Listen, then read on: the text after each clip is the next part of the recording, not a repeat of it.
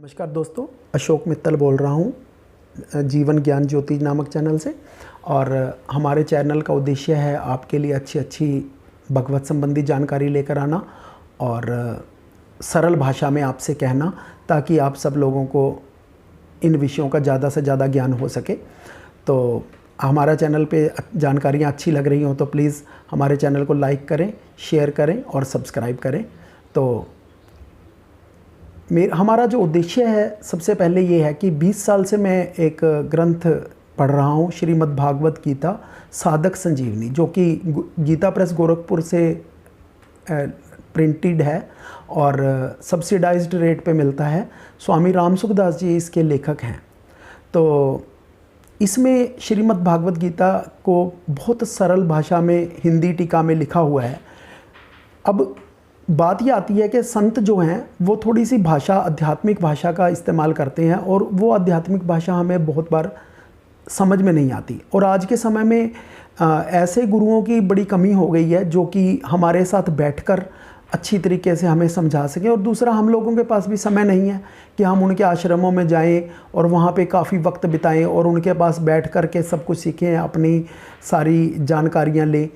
तो इस प्रकार से हम लोग वहाँ पे जाकर बहुत कुछ सीख तो आते हैं, पर उस सीखने से हमारा कल्याण नहीं होता, कारण कि हम उसको बहुत गहराई से नहीं सीख पाते। अब राम नाम लेने के लिए सभी संत बोलते हैं कि नाम लीजिए, नाम लीजिए, नामदान ले लीजिए।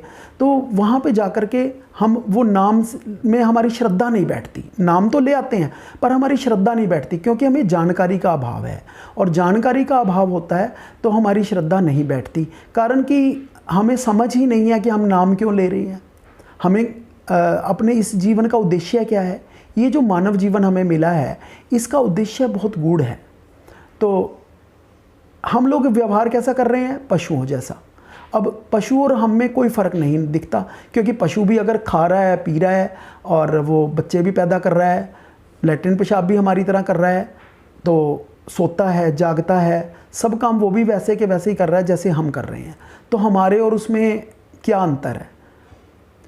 इस बात को ही समझाने के लिए मैंने ये चैनल शुरू किया है।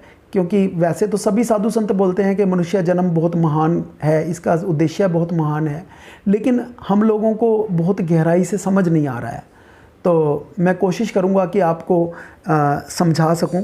तो आप प्लीज़ इसके अंदर थोड़ा ध्यान दीजिएगा। मैं आज थोड़ा इस प्रकार से मैंने एक डायग्राम बनाया है। तो अब आप देखिए, इसमें 3 चक्र हैं, 1 2 3, और ये बीच वाला चक्र सॉलिड है। अब इसके अंदर जो बाहर वाला जो चक्र है, ये आप ये समझिए कि हमारा स्थूल शरीर है।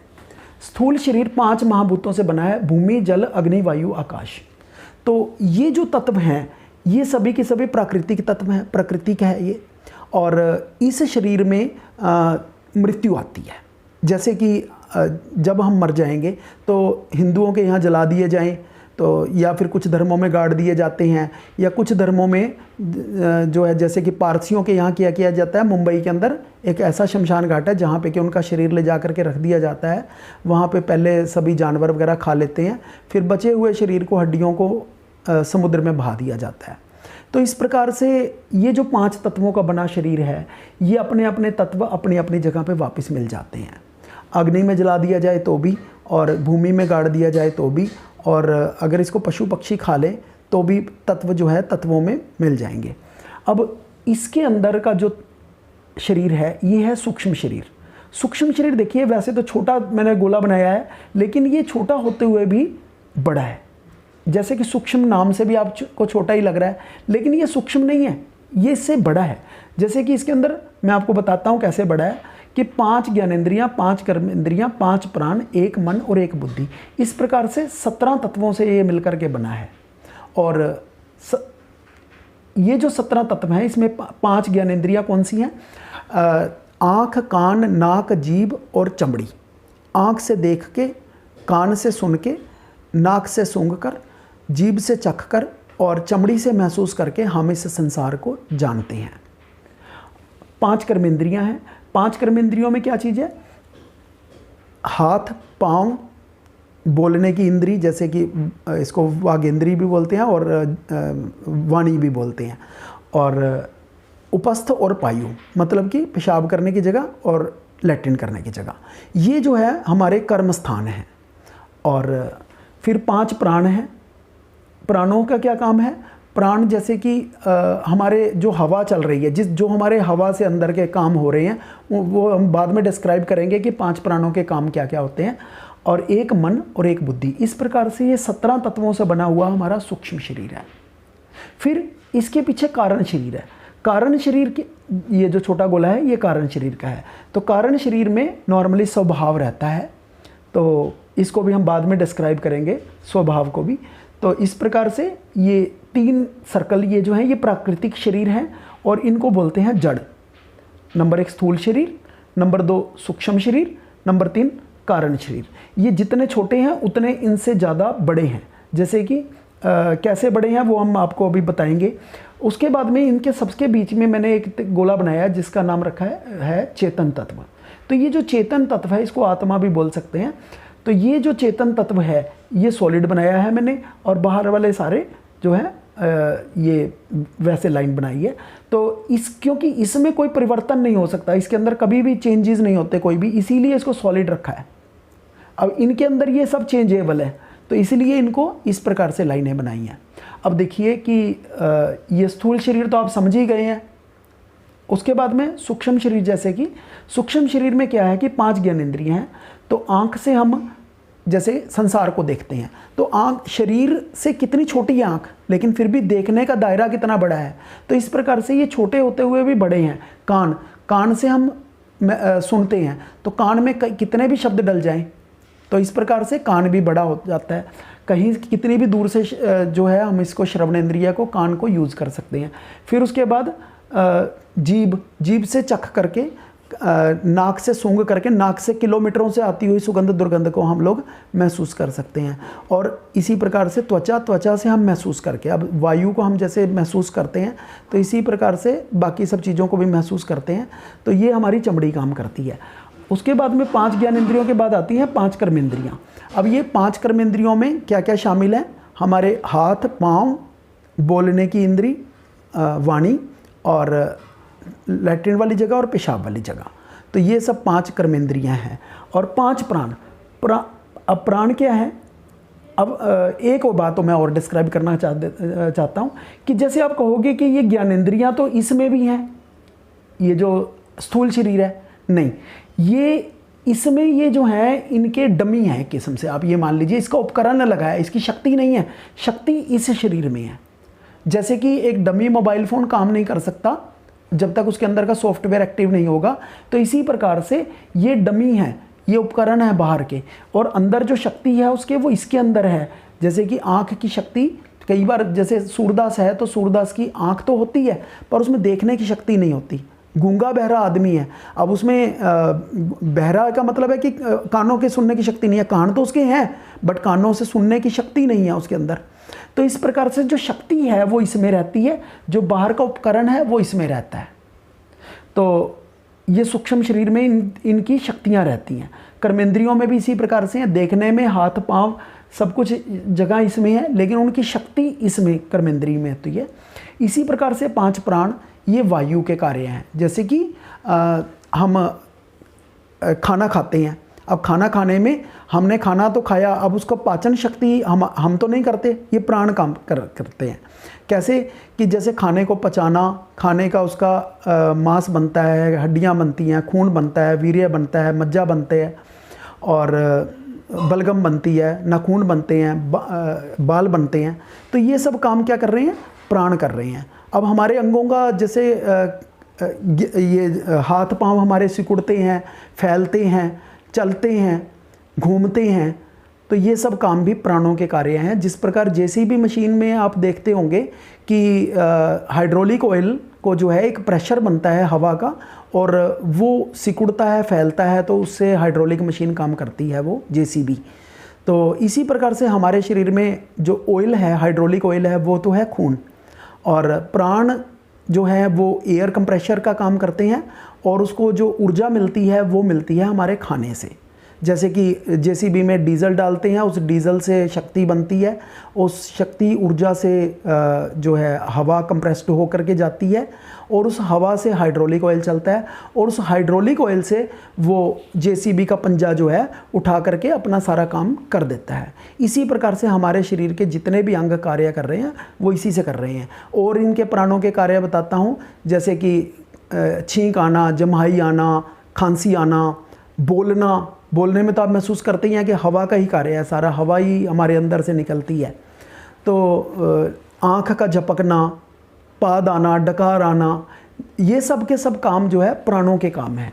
उसके बाद में मन जो है, अब मन अगर नहीं रहेगा तो ज्ञानेंद्रिय का ज्ञान जाएगा कहाँ? ज्ञानेंद्रिय जैसे कि आँख ने कुछ देखा, मन ने महसूस किया, मन से बुद्धि ने उसको पक्का कर दिया। जैसे कि एक वस्तु आपने देखी और आपने वो आँख ने तो इतना ही किया कि उसकी फ़ोटो खींच के, जैसे कैमरा फ़ोटो खींच के आगे भेज देता है, तो इसी प्रकार से आँख ने तो फ़ोटो खींची और आगे भेज दी। आगे मन ने उसके अंदर डाउटफुल हो जाता है मन कि क्या चीज़ है, मन को नहीं पता, मन सिर्फ उसको देख सकता है और कच्चा पक्का हो सकता है, लेकिन बुद्धि उसको पक्का करती है कि हाँ यही चीज़ है। तो जैसे कि मन के ऊपर कंट्रोल है बुद्धि का और मन का कंट्रोल है इन 15 पे। तो अब आप देखिए कि जैसे जो बुद्धि है वो स्थिर रहती है, बुद्धि को पता है कि ये चीज़ है ये नहीं है, तो बुद्धि का जब मन के ऊपर से कंट्रोल निकल जाता है, जब मन, जैसे कि मन में आया कि मैं इसको थप्पड़ मार दूं और हमने थप्पड़ मार दिया, तो अब इस प्रकार से आदमी जब काम करने लग जाता है, बुद्धि का नियंत्रण मन के ऊपर से हट जाता है, तो आदमी को पागल बोलते हैं। तो इस प्रकार से आप महसूस कर रहे होंगे कि हम मन को कभी कहते हैं कि हमारा मन अच्छा है, हमारा मन अच्छा नहीं है, लेकिन बुद्धि तो कह रही होती है कि अपने को ये काम करना है, पर मन नहीं काम बीच में करने के लिए तैयार होता, तो अपने ये ज्ञानेंद्रियां, कर्मेंद्रियां सब बेकार हो जाती हैं, अपना काम करने में मन नहीं लगता। तो इस प्रकार से कभी कभी हमारी बुद्धि के अंदर ये वाली बात होती है कि हम ये वाला काम करना है, बट मन अपना जो है वो स्थिर नहीं है, चंचलता में है उस दिन, तो हमारे को ये हम काम इनसे नहीं ले सकते। इसी प्रकार से ये कारण शरीर है। इस कारण शरीर में हमारा नॉर्मली स्वभाव रहता है। अब आप महसूस कीजिए कि ये जो स्वभाव है ये सभी प्राणियों का अपना अपना होता है। जैसे कि कोई आदमी बहुत मजाकिया स्वभाव का होता है, वो हंसी दिल लगी में साहब काम करता है। कोई आदमी बहुत क्रोधी स्वभाव का होता है, अब वो हर चीज़ में खाने को पड़ता है और सामने वाला उससे चिढ़ जाता है। और क्रूर होता है कोई जो है बड़ा अच्छा होता है नेचर में। तो इस प्रकार से ये जो स्वभाव है ये कारण शरीर में रहता है। अब कारण शरीर में और क्या चीज़ रहती है, जैसे कि हमारा नाम कारण शरीर में रहता है। जैसे कि मैं अशोक हूँ, तो ये कहाँ बैठा हुआ है? हमारे कारण शरीर में बैठा हुआ है। इसको हम साबित करेंगे अभी कि कैसे। जैसे कि मैं अमुक वर्ण का हूँ, जैसे कि मैं अग्रवाल वैश्य हूँ, ये वाली बात कहाँ बैठी हुई है? स्वभाव में। मैं शादीशुदा हूँ, मैं अनपढ़ हूँ, ये मैं पढ़ा लिखा हूँ, मैं कुंवारा हूँ, ये वाली बातें कहाँ बैठी हुई हैं? स्वभाव में, कारण शरीर में। अब जैसे कि नींद में हम सोए पड़े हैं और अचानक कोई पूछे तुम्हारा नाम क्या है, तो हम झट से बता देंगे। तो यहाँ पे ये कारण शरीर काम करता है। जैसे कि हम सो रहे हैं, सोते वक्त में हमें कोई हमारा नाम लेके बुलाए, अब सोते वक्त में हमारा ये स्थूल शरीर और सूक्ष्म शरीर ये सब निद्रा में चले जाते हैं, पर ये कारण शरीर निद्रा में नहीं जाता। तो जैसे कि हमारा किसी ने नाम लिया तो यहाँ से होते हुए जो है वो डायरेक्टली यहाँ पे चला जाएगा कारण शरीर तक, जबकि बीच के सारे अंग सो रहे हैं। और यहाँ स्वभाव जो है कारण शरीर जो है वो इधर से मन को, बुद्धि को एक्टिव करेगा और ये कर्मेंद्रियों ज्ञानेंद्रियों को एक्टिव करेंगी और हम लोग तुरंत बोलेंगे हाँ जी। नाम लेते ही आपने महसूस किया होगा कि आपकी जब नींद, गहरी नींद होती है, फिर भी आपको कोई नाम लेके बुलाए तो आप तुरंत एक्टिव होते हो और उसके सवाल का जवाब देते हो। तो इस प्रकार से ये कारण शरीर है। ये इससे छोटा दिख रहा है लेकिन इससे बड़ा है, क्योंकि इसके अधीन ही ये सब कुछ है। अगर जैसे कि मनुष्य का स्वभाव ही सब कुछ करवा लेता है, अच्छा बुरा काम, अगर कोई अच्छे स्वभाव का है तो ये सब चीज़ें अच्छा काम करेंगी, अगर कोई बुरे स्वभाव का है तो ये सब चीज़ें बुरा काम करेंगी। इसी प्रकार से ये जो बीच में गोला मैंने दिखाया है, ये चेतन तत्व, आत्मा, जिसको हम आत्मा बोलते हैं, ये शुद्ध चेतन है। जब ये प्रकृति के साथ मिल जाता है, मिक्स हो जाता है, तो जड़ चेतन बन जाता है। जैसे कि मैं कहता हूँ इसको लेकर के इनके साथ में कि मैं ये हूँ, तो जब हम इस मिक्स को देखते हैं तो हम अपने शरीर को देखते हैं। तो इनके बाद में बताएंगे आपको, अगले एपिसोड्स में कहीं ना कहीं बताएंगे आपको कि इनको अलग कैसे देखना है, इनको इकट्ठा कैसे देखना है। अभी का ये विषय नहीं है, बहुत लंबा विषय है, तो धीरे धीरे आपको बताते रहेंगे। तो अब आप देखिए, ये जो चेतन तत्व है आत्मा, ये क्या काम करता है कि ये इस शरीर को प्रकाशित करता है, ऊर्जा देता है। जैसे कि आदमी मर जाता है तो उसमें से ये तत्व निकल जाता है और ये तत्व पड़ा रहता है। अब इन तत्वों का क्या होता है कि ये आपको फिर अगले एपिसोड्स में बताएंगे, बहुत लंबा हो जाएगा वीडियो। तो ये वाला जो है, ये शरीर मर जाता है और ये इसका जो भी जलाते हैं, गाड़ते हैं, इसके साथ जो भी करते हैं वो सब होता है। तो अब देखिए, मरा हुआ आदमी जो है वो सब कुछ, कान, आँख, नाक, जीभ उसकी वैसे के वैसे ही तो है, बट वो काम नहीं करते। क्यों नहीं काम करते? ये चेतन तत्व उसमें से निकल गया। तो ये जो चेतन तत्व है ये ऐसा ही है जैसे कि बिजली। अब आप देखिए कि जैसे आपने घर में टेलीविज़न पड़ा है, अपने घर में जो है, और बिजली से चलने वाले फ्रिज हैं, टीवी है, रेडियो है और बहुत सारे यंत्र पड़े हैं, लेकिन वो बिजली के बिना कोई भी काम के नहीं है।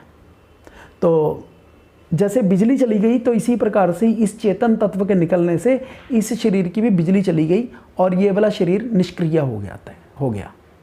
तो ये चेतन तत्व जो है ये ऐसे है जैसे कि पावर ग्रिड से बिजली आती है और अपने बल्ब को जलाती है। तो बल्ब अगर फ्यूज़ हो जाए तो भी उसका तो कुछ नहीं बिगड़ेगा ना, बिजली का तो। बिजली तो संसार में लाखों करोड़ों अरबों बल्ब जला देगी, लेकिन कितने भी बल्ब फ्यूज़ हो जाए, कितने भी बल्बों को कुछ भी बिगड़ जाए, इसका क्या बिगड़ता है? कुछ भी नहीं। बिजली का तो कुछ नहीं बिगड़ता। तो बिजली तत्व एक ही है, लेकिन उससे संसार के अनेक यंत्र नियंत्रित होते हैं और वो यंत्र अपनी अपनी तरीके से काम करते हैं। जैसे कि लिफ्ट का काम है ऊपर नीचे चढ़ना उतरना, एसी का काम है कूलिंग करना, हीटर का काम है हीटिंग करना, और पंखे का काम है घूमना, बल्ब का काम है प्रकाश देना। तो इस प्रकार से बिजली तो एक ही है, पर उससे होने वाले कार्य अलग अलग हैं। तो बाकी दोस्तों आगे एपिसोड्स में आपको बताते रहेंगे, क्योंकि वीडियो लंबा हो जाएगा। और दूसरा, बहुत सारा ज्ञान, तो ये इतना ज़्यादा लंबा है, इतना लंबा है कि आप लोग फिर अगर एक ही वीडियो में मैं बता भी नहीं पाऊँगा, तो धीरे धीरे आपको बताता रहूँगा। तो अगर हमारी जानकारी पसंद आई हो तो आप प्लीज़ इसको शेयर करें और चैनल को सब्सक्राइब करें और लाइक करें, और प्लीज़ इसको शेयर करें जितना भी हो सके, क्योंकि ज्ञान बांटने की चीज़ है। भगवान ने कहा है कि ज्ञान जितना बांटेंगे उतना ज्ञान बढ़ेगा। दोस्तों, जैसे कि मैंने आपको बताया है कि मेरा मकसद आपको श्रीमद् भागवत गीता के ज्ञान की प्राप्ति करवाना है, और इसके लिए हमने एक अलग से श्रीमद् भागवत गीता साधक संजीवनी के नाम से चैनल बनाया हुआ है।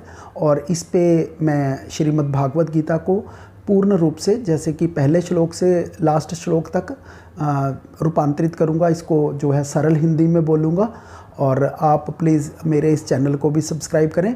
और इसका लिंक मैंने इसके डिस्क्रिप्शन में डाल दिया है, तो वहाँ से निकाल करके आप उस चैनल के भी वीडियो देख सकते हैं। धन्यवाद।